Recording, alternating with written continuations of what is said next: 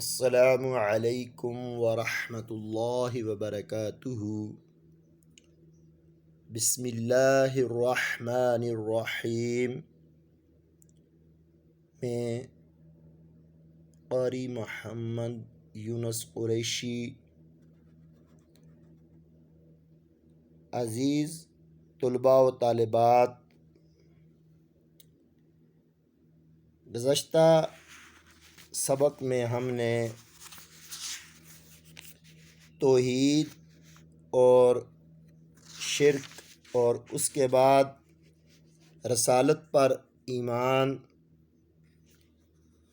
پڑھا تھا، یعنی اسلام کے بنیادی عقائد، توحید کے بعد رسالت پر ایمان۔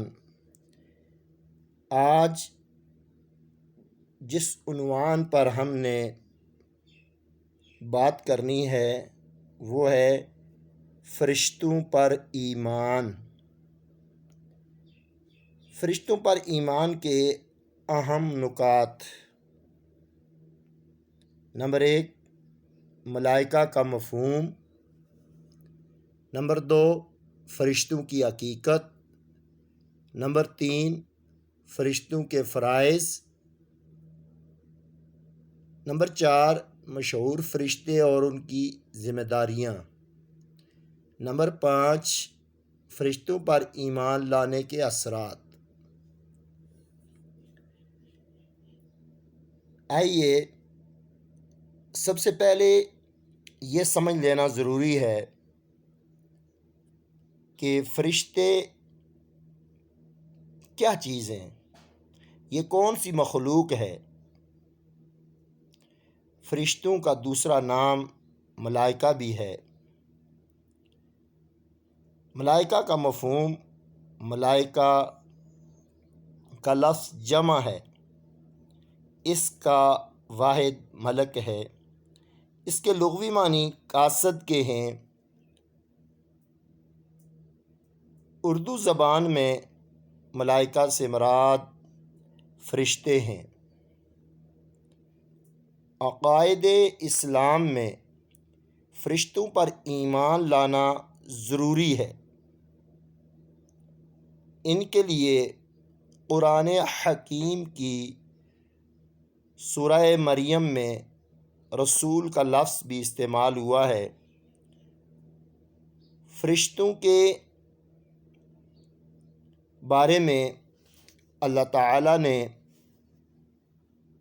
جو ان پر ایمان لانے کے بارے میں آیہ مبارکہ ابتدا میں جہاں پر عقائد اسلام بیان کیے گئے تھے، پڑھی گئی تھی، اور آپ کو یہ بتایا گیا تھا کہ کم از کم یہ آیہ مبارکہ آپ کو ضرور یاد ہونی چاہیے، اور اس کا ترجمہ بھی ضرور یاد ہونا چاہیے، کیونکہ بنیادی عقائد میں سے جس عقیدے کے بارے میں آپ نے پڑھنا ہو یا کچھ لکھنا ہو تو اس آیہ مبارکہ کو آپ اس کے موضوع میں شامل کریں گے۔ آیہ مبارکہ: اعوذ باللہ من الشیطان الرجیم، بسم اللہ الرحمن الرحیم، وَلَٰكِنَّ الْبِرَّ مَنْ آمَنَ بِاللَّهِ وَالْيَوْمِ الْآخِرِ وَالْمَلَائِكَةِ وَالْكِتَابِ وَالنَّبِيِّينَ۔ سورۃ البقرہ آیت نمبر 177۔ ترجمہ: اور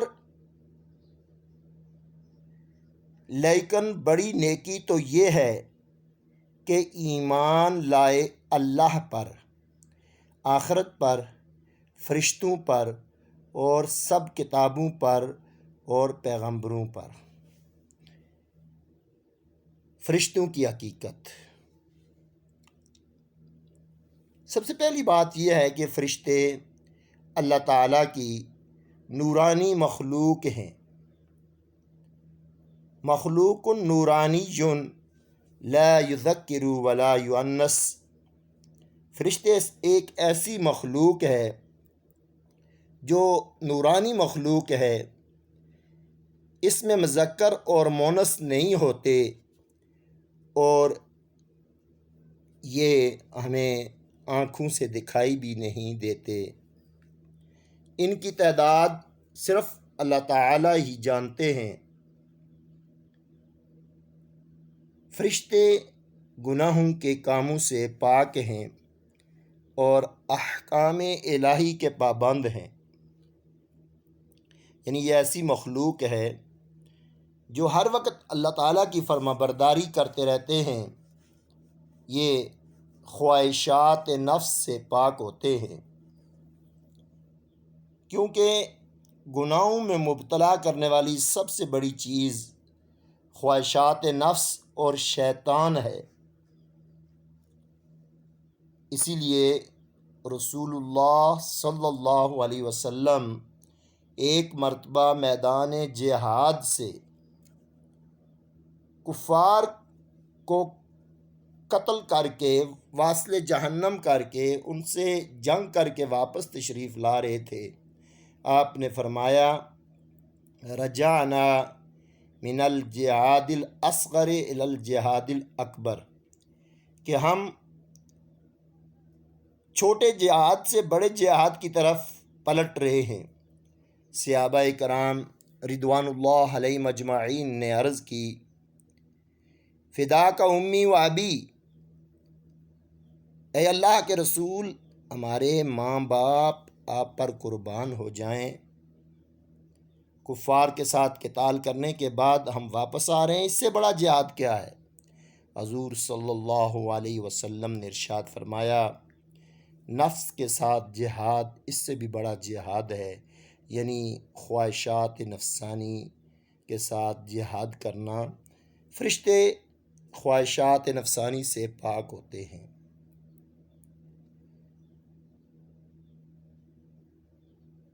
خدائی منصب سے پاک جاہل قوموں نے فرشتوں کو دیوی دیوتا کا مرتبہ دے کر خدا کے ساتھ شریک ٹھہرانے کی کوشش کی، جبکہ فرشتے اللہ تعالیٰ کے حکم کے پابند ہیں،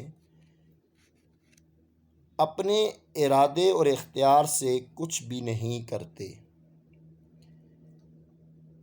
نمبر 4 یہ کہ خدا کی بیٹیاں نہیں ہیں۔ فرشتے، بعض لوگوں نے یہ بھی کہا کہ فرشتے اللہ تعالیٰ کی بیٹیاں ہیں، نہیں، اللہ کی شان تو یہ ہے لم یلد ولم یولد، نہ وہ کسی کا باپ ہے اور نہ بیٹا۔ مشرکین مکہ نے فرشتوں کو خدا کی بیٹیاں قرار دینے کی کوشش کی۔ اسی طرح عیسائیوں نے روح القدس جبریل امین علیہ السلام کو خدا کا جز قرار دے کر تثلیث کا نیا عقیدہ گڑھا۔ یہ سب باطل نظریات ہیں۔ اللہ تعالی نہ کسی کا باپ ہے اور نہ کسی کا بیٹا یا جز، اس کا کوئی ہمسر نہیں ہے۔ بندگی اور بھلائی کا مظہر، فرشتے ایک ایسی مخلوق ہیں جو ہر وقت اللہ تعالیٰ کی بندگی اور اللہ تعالیٰ کی عبادت میں مصروف رہتے ہیں۔ فرشتوں کے فرائض، قرآن و حدیث کے مطابق فرشتے بہت سے فرائض انجام دے رہے ہیں، جن میں سے کچھ درج ذیل ہیں۔ نمبر 1، عبادت و اطاعت۔ فرشتے ہر وقت اللہ تعالیٰ کے ذکر، عبادت اور اطاعت میں مصروف ہیں۔ ارشاد باری تعالیٰ ہے، ترجمہ، اور تم فرشتوں کو عرش الہی کے گرد گھیرا ڈالے اپنے رب کی حمد و ثنا کرتے دیکھو گے۔ ایک اور حدیث نبوی ہے کہ روضہ رسول پر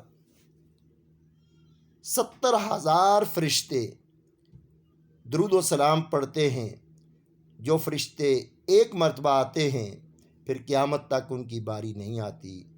اس سے یہ بھی پتہ چلتا ہے کہ فرشتوں کی تعداد بہت زیادہ ہے۔ مسند امام احمد میں حضرت ابو ذر سے مروی ہے کہ آسمان میں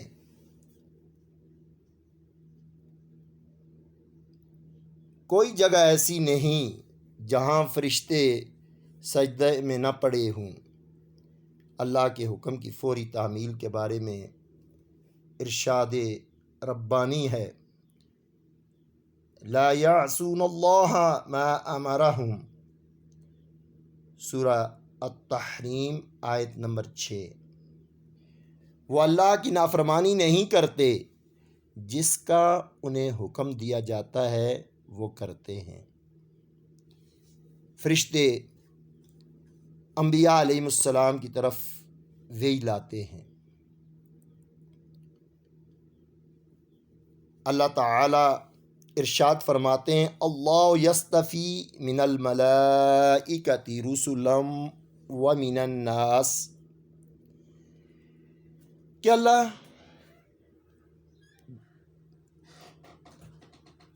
جس کو چاہتا ہے چن لیتا ہے فرشتوں سے پیغام رساں اور انسانوں میں سے، یعنی اللہ کی مرضی ہے کہ اللہ فرشتوں میں سے جس کو اپنی وحی کے لیے خاص کر دے اور جس کو انسانوں میں سے وحی دینے کے لیے، یعنی اللہ جسے چاہے اپنا نبی بنا لے۔ انسانی اعمال کی نگرانی، فرشتے انسان کے اچھے اور برے اعمال دیکھتے اور لکھتے ہیں۔ ارشاد خداوندی ہے، کراما کاتبین یعلمون ما تفعلون، بے شک تم پر نگہباں ہیں معزز لکھنے والے فرشتے، وہ جانتے ہیں جو کچھ تم کرتے ہو۔ جیسا کہ آپ نے سنا کہ انسان کے دائیں اور بائیں کندھے پر اللہ کے فرشتے مقرر ہیں۔ جو آپ نیکی کا کام کرتے ہو، جو آپ اچھا کام کرتے ہو، دائیں کندھے والے فرشتے لکھتے ہیں، اور جو غلطی سرزد ہوتی ہے وہ بائیں کندھے والے لکھتے ہیں۔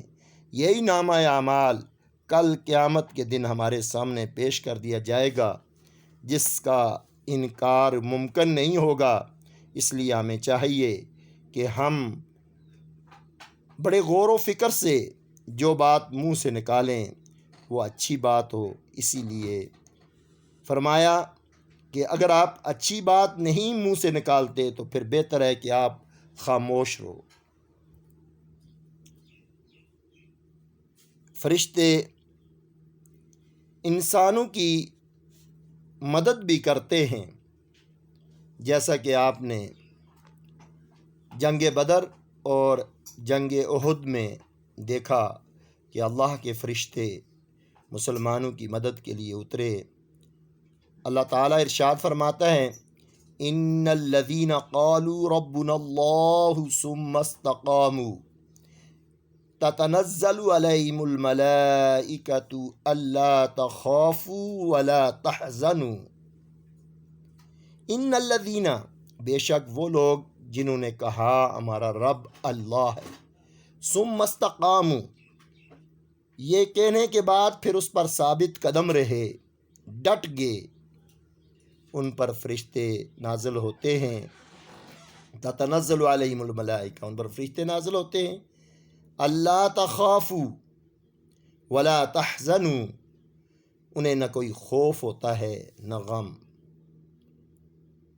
خوشخبری و عذاب لانا، فرشتے انسانوں کے لیے خوشخبریاں لاتے ہیں، جیسے اپنے پیارے پیغمبر ابراہیم علیہ السلام کے پاس بیٹے کی خوشخبری لائے تھے، جس کو قرآن پاک نے اس طرح بیان کیا ہے، وَلَقَدْ جَاءَتْ رُسُلُنَا إِبْرَاهِيمَ بِالْبُشْرَىٰ، ہمارے فرشتے ابراہیم کے پاس بیٹے کی خوشخبری لائے۔ سورہ ہود آیت نمبر 69۔ مشہور فرشتے اور ان کی ذمہ داریاں۔ مشہور فرشتے حضرت جبرائیل علیہ السلام، حضرت میکائیل علیہ السلام، حضرت اسرائیل علیہ السلام اور حضرت اسرافیل علیہ السلام ہیں۔ حضرت جبرائیل علیہ السلام، حضرت جبرائیل علیہ السلام کا دوسرا نام روح القدس ہے۔ یہ اللہ تعالیٰ کے مقرب ترین فرشتے ہیں جو انبیاء کرام علیہ السلام پر وحی لاتے ہیں۔ حضور اکرم صلی اللہ علیہ وسلم پر نبوت کے اختتام اور دین کی تکمیل کے بعد تشریف نہیں لائے۔ حضرت میکائیل علیہ السلام یہ موسم کی تبدیلیاں، رزق رسانی کے کاموں پر مامور ہوتے ہیں، یعنی ان کا کام ہے تمام اللہ کی مخلوق تک رزق پہنچانا۔ یعنی دوسرے الفاظ میں آپ یہ سمجھ لیں کہ یہ ایڈم کا کام کرتے ہیں۔ حضرت اسرائیل علیہ السلام قرآن حکیم کی تعلیمات کے مطابق فرشتوں کی ایک جماعت ہر جاندار کی روح قبض کرنے پر مامور ہے، اور حضرت اسرائیل کو ان کا سردار سمجھا جاتا ہے۔ اسی بنا پر انہیں ملک الموت، موت کا فرشتہ بھی کہا جاتا ہے۔ یعنی یہ بات بھی آپ اپنے ذہن میں رکھیں کہ ہر بندے کی روح خود اسرائیل علیہ السلام نہیں نکالتے، بلکہ بے شمار فرشتے ہیں جو ان کے زیر کام کرتے ہیں، اور وہ جس فرشتے کو جس آدمی کی جان نکالنے کے لیے بھیجتے ہیں وہ آپ کے حکم کی اتباع کرتا ہے۔ حضرت اسرافیل علیہ السلام، احادیث کے مطابق اسرافیل علیہ السلام کے حکم سے، اللہ کے حکم سے اسرافیل علیہ السلام سور پھونکیں گے، جس سے کائنات فنا ہو جائے گی۔ ارشاد نبوی صلی اللہ علیہ وسلم ہے، اسرافیل نے منہ میں سور لیا ہوا ہے اور اپنی پیشانی جھکائی ہوئی ہے، جیسے ہی حکم ہوگا وہ سور پھونکیں گے۔ کرامن کاتبین، انسانوں کے تمام نیک اور بد اعمال لکھنے والے فرشتوں کو کرامن کاتبین کہا جاتا ہے، جیسا کہ پہلے قرآنی آیت آپ کے سامنے ذکر کی گئی۔ منکر نکیر، جن کو نکیرین بھی کہا جاتا ہے، یہ فرشتے انسان کو موت کے بعد قبر میں اتارنے پر ملتے ہیں اور اس کے اچھے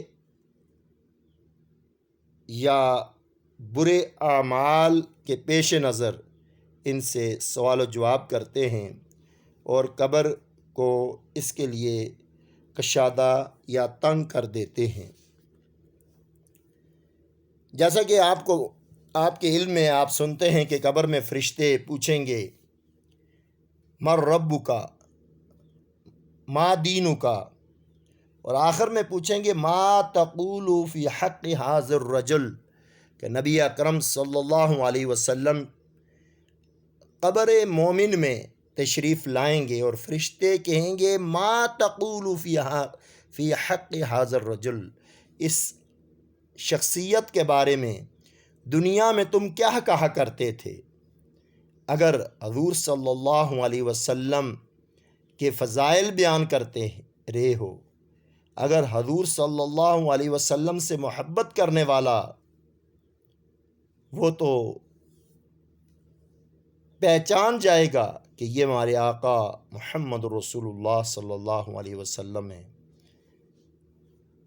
اور جو لوگ اس دنیا میں حضور صلی اللہ علیہ وسلم کے قصائد پڑھنے سے، آپ کی تعریف کرنے سے کتراتے ہیں، وہ وہاں بھی بھول جائیں گے، انہیں پتہ ہی نہیں ہوگا۔ نمبر 7، جنت اور جہنم کے فرشتے۔ اللہ تعالیٰ نے جنت کے دروازے پر فرشتے رضوان اور جہنم کے دروازے پر بھی فرشتے مقرر کیے ہیں۔ اب یہ دیکھیے کہ یہ تمام فرشتے جو اللہ تعالیٰ کے فرائض انجام اللہ کے حکم سے دے رہے ہیں، ان پر ایمان لانے کا کیا مقصد ہے؟ تو ہم دیکھتے ہیں فرشتوں پر ایمان لانے کے اثرات: نیک اعمال کا جذبہ۔ فرشتے انسان کو نیک اعمال کی طرف تحریک دیتے ہیں۔ جب انسان یقین کر لیتا ہے کہ فرشتے اس کے اعمال کو محفوظ کر رہے ہیں تو نیک اعمال اختیار کر لیتا ہے۔ عظمت انسانی کا احساس۔ تخلیق آدم علیہ السلام کے بعد فرشتوں نے انہیں سجدہ کیا، یعنی اللہ تعالیٰ کے حکم کے مطابق فرشتوں نے حضرت آدم علیہ السلام کو سجدہ کیا، اور شیطان نے سجدہ نہ کیا، وہ راندہ درگاہ بن گیا۔ نا امیدی کا خاتمہ۔ مشکلات میں انسان کو نا امیدی سے بچانے کے لیے اللہ تعالیٰ فرشتوں کو نازل فرماتا ہے تاکہ انسان کبھی رحمت الہی سے مایوس نہ ہو۔ فرشتوں پر ایمان نا امیدی کا خاتمہ کر دیتا ہے۔ نصرت الہی پر بھروسہ۔ جب انسان مشکل میں ہوتا ہے تو اس کو یہ یقین ہوتا ہے کہ میرا رب اپنے فرشتے نازل کر کے میری مدد کرے گا۔ بقول شاعر: فضائے بدر پیدا کر، فضائے بدر پیدا کر، فرشتے تیری نصرت کو اتر سکتے ہیں گردوں سے قطار اندر قطار اب بھی۔ یعنی وہ بدر کا ماحول پیدا کر۔ آج بھی جس طرح کشمیر کے مسلمان، فلسطین کے مسلمان، بوسنیا کے مسلمان تڑپ رہے ہیں، آج بھی اللہ تعالیٰ اپنے فرشتوں کے ذریعے ہماری مدد کر سکتا ہے، لیکن بات اتنی ہے انتم الاعلون ان کنتم مؤمنین، تم ہمیشہ بلند رہو گے جب تک کہ تم ایمان والے ہو۔ اور فرشتوں پر ایمان کی وجہ سے انسان توحید پر، عقیدہ توحید پر بھی مضبوط ہو جاتا ہے۔ فرشتوں پر ایمان سے اللہ تعالیٰ کی وحدانیت پر ایمان مضبوط ہوتا ہے۔ انسان فرشتوں کو مخلوق اور اختیارات میں محدود سمجھتا ہے تو توحید پر قائم رہتا ہے۔ اب فرشتوں پر ایمان کے بعد جو ہمارا سبق ہے وہ ہے آسمانی کتابوں پر ایمان، یعنی وہی آیہ مبارکہ جو آپ نے ابتدا میں پڑھی تھی، آج اپنے سبق کے شروع میں پھر آپ کو سنائی گئی تھی، جس میں اللہ تعالیٰ نے فرمایا وَلَكِنَّ الْبِرَّ مَنْ آمَنَ بِاللَّهِ وَالْيَوْمِ الْآخِرِ وَالْمَلَائِكَةِ وَالْكِتَابِ، یعنی ملائکہ کے بعد اب کتاب کے بارے میں آپ کے سامنے تذکرہ کیا جا رہا ہے۔ آسمانی کتابوں پر ایمان،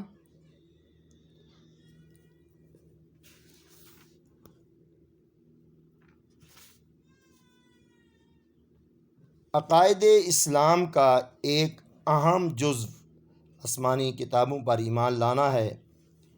رسولوں پر ایمان لانے کے لیے لازم ہے کہ ان کی کتابوں پر جو اللہ کی طرف سے ان پر نازل ہوئی ہیں ان پر بھی ایمان لایا جائے۔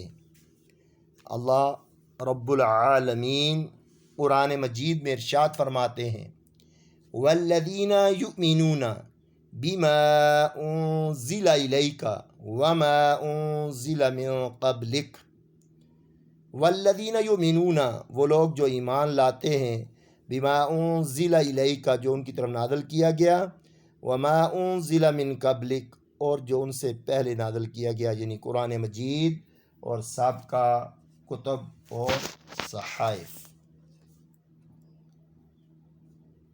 مشہور آسمانی کتابیں، مشہور کتابیں درج ذیل ہیں: تورات، زبور، انجیل اور قرآن مجید۔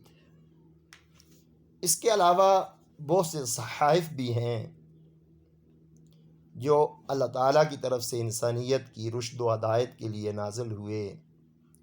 تورات، یہ کتاب بنی اسرائیل کے جلیل القدر پیغمبر حضرت موسیٰ علیہ السلام پر نازل ہوئی۔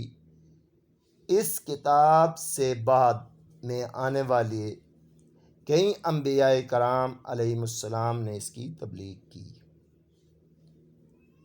اللہ رب العالمین ارشاد فرماتے ہیں: اِنَّا أَنزَلْنَا التَّوْرَاةَ فِيهَا هُدًى وَنُورٌ۔ اِنَّا أَنزَلْنَا، بے شک ہم نے نازل کیا تورات کو، فیہا، اس میں ہدایت ہے اور نور ہے۔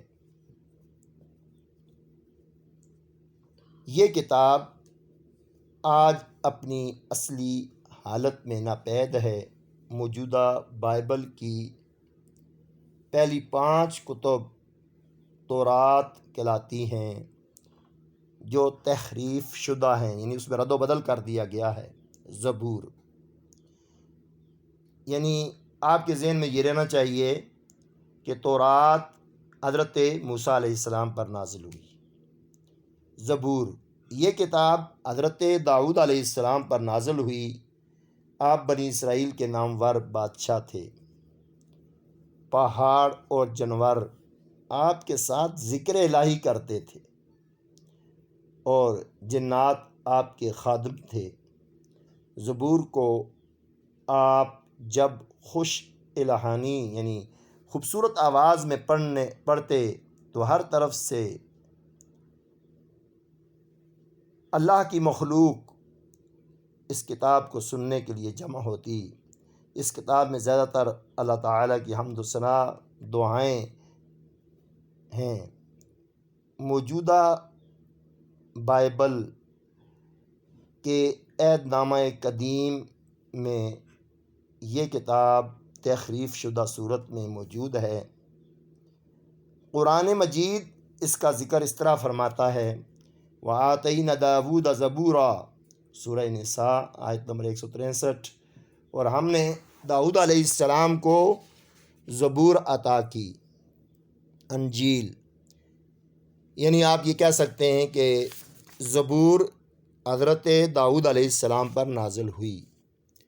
انجیل، یہ کتاب عبرانی زبان میں ہے، حضرت عیسیٰ علیہ السلام پر نازل ہوئی تھی، مگر آج یہ زبان اور اصل انجیل نایاب ہو چکی ہے۔ اس وقت 4 مختلف اناجیل ملتی ہیں۔ نمبر 1 انجیل متی، نمبر 2 لوقا، نمبر 3 مرقس، نمبر 4 یوحنا۔ یہ چاروں اناجیل بابل کے عہد نامہ جدید میں موجود ہیں۔ اس کتاب میں زیادہ تر روحانی اخلاقی تعلیمات دی گئی ہیں، لیکن یہ اصل حالت میں موجود نہیں ہے۔ اس کے بارے میں ارشاد ربانی: وَآتَيْنَاهُ الْإِنْجِيلَ فِيهِ هُدًى وَنُورٌ، ہم نے انہیں انجیل عطا کی جس میں ہدایت اور نور تھا۔ آخری کتاب قرآن حکیم۔ قرآن حکیم، جیسا کہ آپ کو معلوم ہے، وہ کتاب ہے جو اللہ تعالیٰ کے آخری نبی حضرت محمد صلی اللہ علیہ وسلم پر نازل ہوئی۔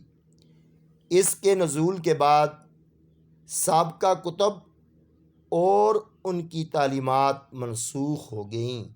اب صرف قرآنی احکام ہی پوری دنیا پر نافذ ہونا ہے اور اسی پر عمل ضروری ہے، اور اس کا انکار کفر ہے۔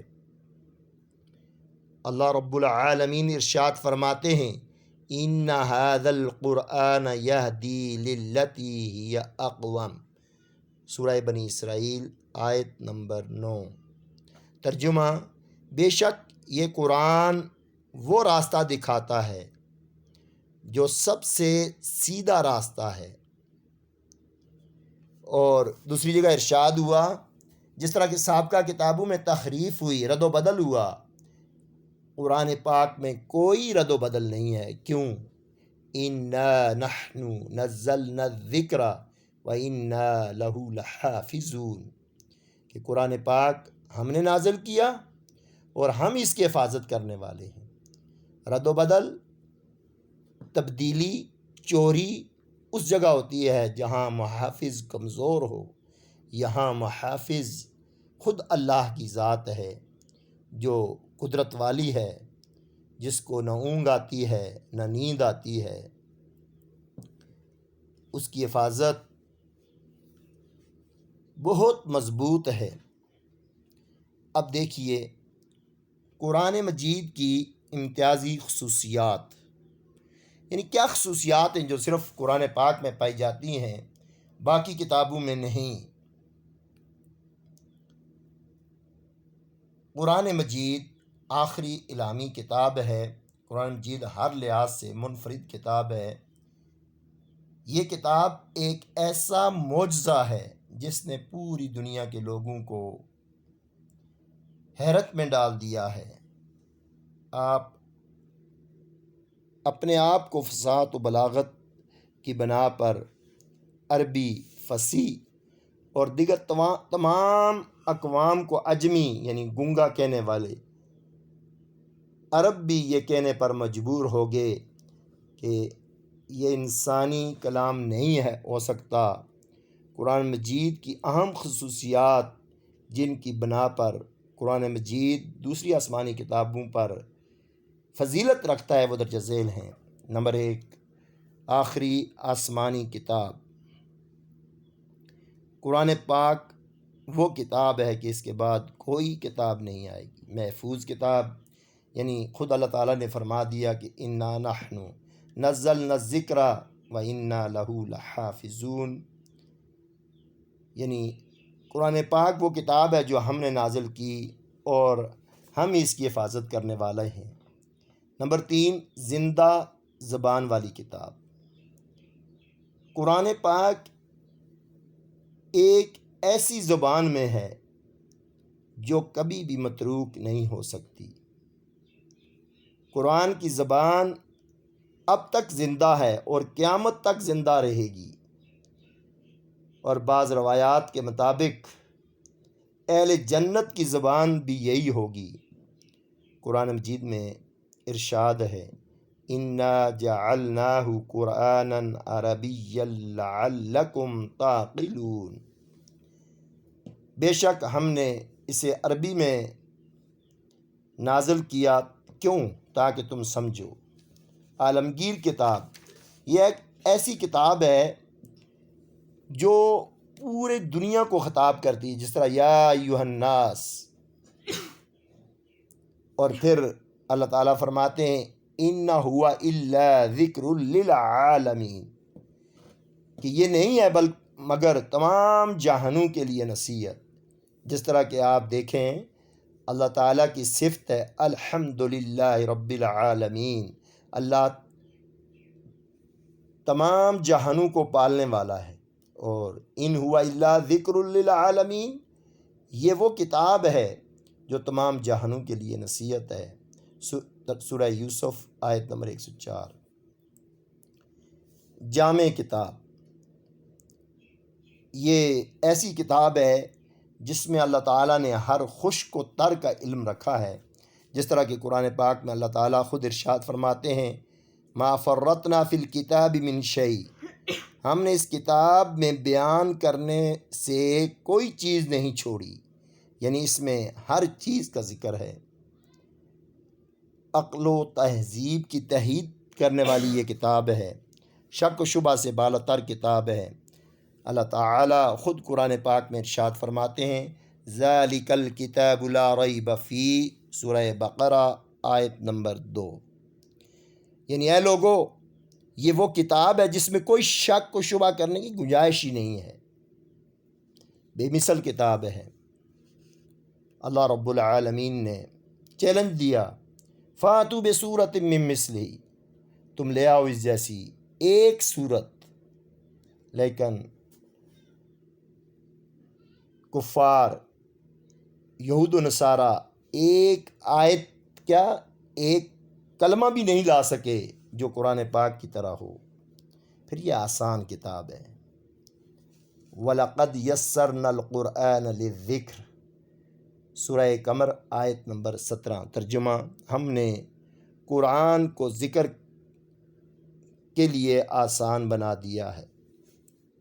نبی اکرم صلی اللہ علیہ وسلم کی ایک حدیث مبارکہ ہے کہ قرآن پاک ایک ایسی کتاب ہے کہ جو آدمی اس کو پڑھتا رہے، اس کا ورد کرتا رہے، یہ کبھی اس کو بھولتی نہیں ہے۔